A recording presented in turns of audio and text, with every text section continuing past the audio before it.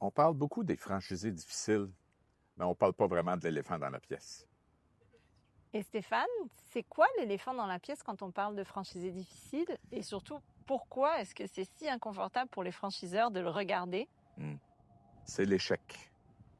C'est ça l'éléphant dans la pièce. C'est comme si tu venais... Un franchisé difficile, c'est le produit de toi comme franchiseur.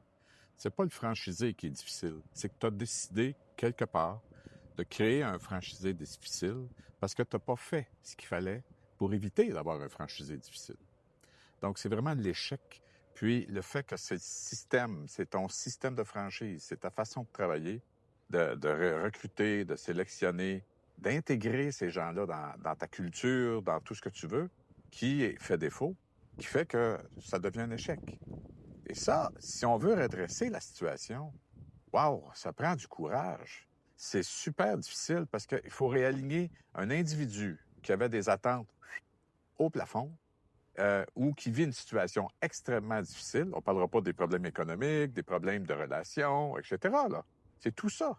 Il faut redresser cette situation-là avec une approche qui n'est pas une approche autoritaire, une approche typiquement d'un leader d'influence qui veut que ça se règle.